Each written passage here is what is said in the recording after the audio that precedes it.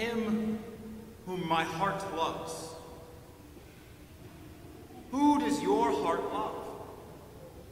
Last week, Jesus exhorted us to love God with our whole heart, mind, being, and strength. And now we hear this love poem from Scripture. The Song of Songs, 8 chapters, Songs, 8 chapters of lyrical verse about love. Traditionally ascribed to King Solomon, some saints read this as an allegory for the kind of love that exists between God and the human. Traditionally ascribed to King Solomon as an kind of love between God, with God as the groom and our souls as the bride. And in this section, the bride, our souls, describe God as him whom my heart loves. But is that who God is to us? Do we fulfill this great commandment to love God with our whole heart? And in contemplating this, St. Mary Magdalen, our patron saint, is an incomparable guide and inspiration. She lives out this poetic scene described in our first reading. As she lay in her bed early on Easter Sunday morning, she grieves, knowing that Jesus is gone, murdered by the Judean leaders, the Romans. And so not finding him, not finding peace in him whom her heart loves, she rises and travels through the city, longing for him all the while. And she comes to the tomb and finds he's still not there. And after alerting the disciples, the watchmen, which mentioned in the poem, she encounters these angels and asks them. And when she turns from them to leave these watchmen, she finally finds him whom her heart loves. Only her search does not end there, and neither should ours. This ongoing seeking is in part how we can determine whether or not our heart truly loves God after all. In commanding us to love God with our whole heart, Jesus knows better than anyone that the human heart is complicated. We celebrated the feast of his heart last month. Jeremiah the prophet calls the human heart tortuous. Some translations use the word deceitful or corrupt. So this command to love God with our whole heart is a real challenge. Prior to the fall of Adam and Eve, it was as simple as making the choice, and our whole human nature harmoniously worked together with what we decided. But we live after the fall. And though we have been forgiven of original sin, there's no escaping its consequences in this life. Meaning that we ourselves don't always have a great grasp on what our heart loves. So are we hopeless? Can we just blame infidelity and adultery and inconsistency on our unreliable hearts and be excused for sin? No, absolutely not.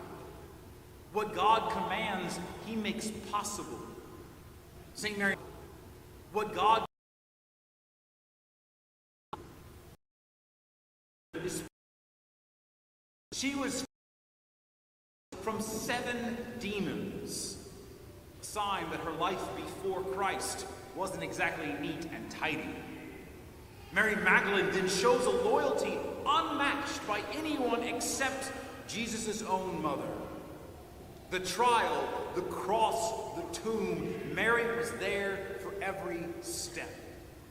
How did such a wild heart like Mary Magdalene become so reliable? By seeking him. One day at a time, Mary got up and chose to seek Christ, even when he was hard to find.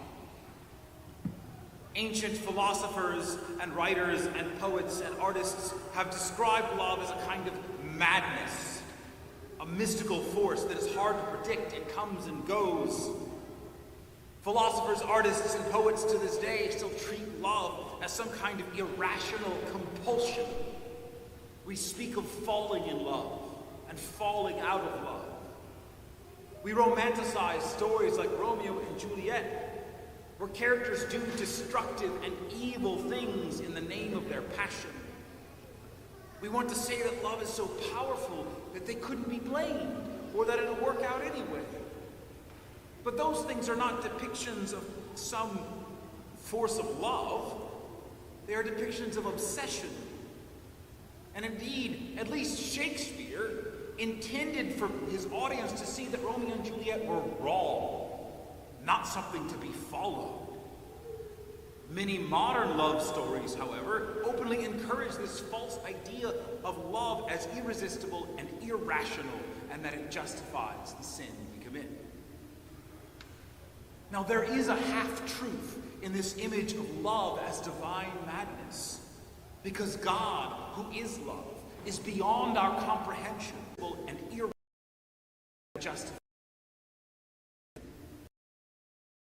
Now, there is in this image of madness, God beyond, and so serious to us. The saints throughout history have been accused of madness and foolishness by the worldly people around them. But there is a difference between love that transcends our reason and love that is irrational. Mary Magdalen was not possessed by some unreliable passion. She did not fall in love with Jesus. And it's not luck that she never fell out of love with Jesus. What she did was daily choose love by seeking him one day at a time. It started with her encounter, with following him, listening to him, serving him.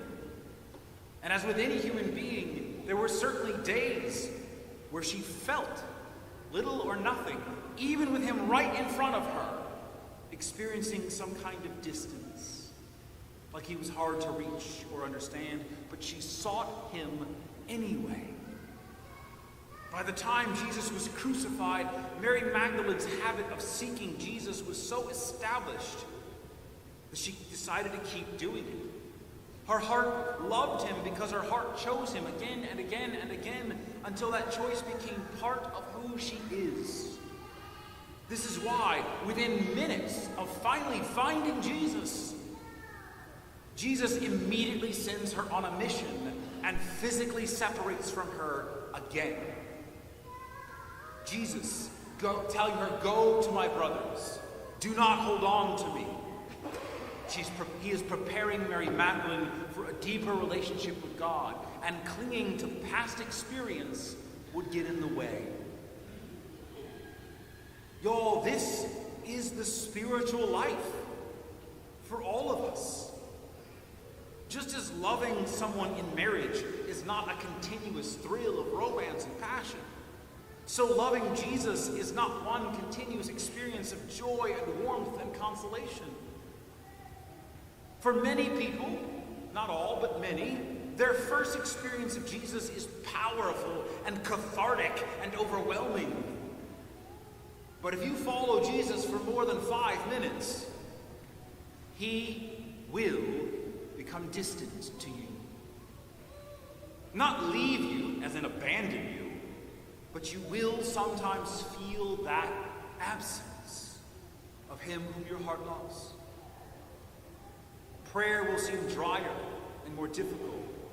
One of his sayings in Scripture or one of his teachings in the church will strike you as difficult and unfair. Some trial or suffering will make you angry or doubtful. Exhaustion will rob you of motivation. It happens to all of us, usually more than once. Like Mary Magdalene waking up on Easter Sunday and remembering Jesus is dead. We will all have those moments of waking up and wondering, where is he?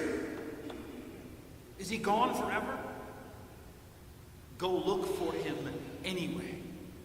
Like Mary Magdalene, like the character in the love poem, say to yourself, I will seek him whom my heart loves. Practically speaking, this means holding the line on the prayer commitments you've already made. It means going to confession for the sins that are getting in the way. It means following through on the ways you volunteered to serve and love others. It means keeping the daily obligations of your state in life. But it also means leaning into that emptiness, that absence that you feel, rather than running away from it. To ponder him and his words in that silence and absence. To tell your heart to seek him, to ask God the tough questions and share the tough feelings with him. And then go to the places you think you might find him. If you can't find him in the resting of your usual habits at bed and whatnot, then look for him as you go through the city of daily life. If you can't find him in that daily life, then ask those who are watchmen, fellow believers and ministers who also love him.